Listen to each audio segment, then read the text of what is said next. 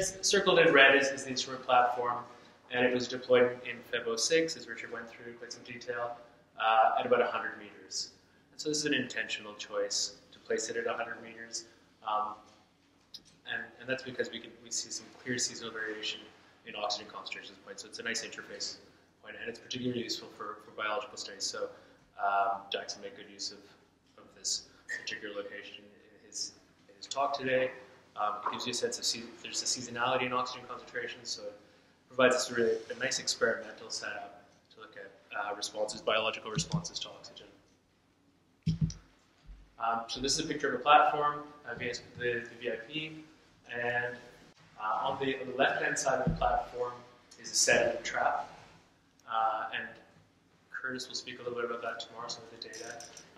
It also has an echo sounder, which Maysato will speak about tomorrow, and a gas transmission device, and I'm not sure if Roberta will talk about that tomorrow too. So there's additional long-term deployments instruments in addition to the core instruments that will be covered quite nicely tomorrow. But the core instruments are represented by a CTD, so we measure temperature and salinity and a derived density measurement and dissolved oxygen. And the first data points were recorded basically 10 years ago Monday.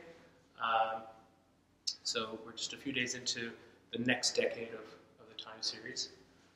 And Richard put this state of the ocean plot up. And so starting at the top, we have oxygen, the time series for 10 years of oxygen, density in blue, salinity in green, and finally temperature. And so this is all at 100 meters.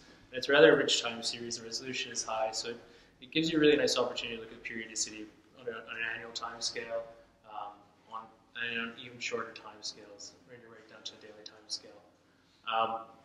As discussed through several talks today, the seasonality at 100 meters is linked to a suite of processes. So particularly for oxygen, there's this constant respiration going on, and the periodicity in oxygen is associated with renewal events, periodic renewal events. And what's also really interesting when you start to develop a nice time series like this is that you start to identify some anomalous events. And so Richard touched on this, and Frank Whitney will speak about this tomorrow. By 2010, we had an ENSO event that's evident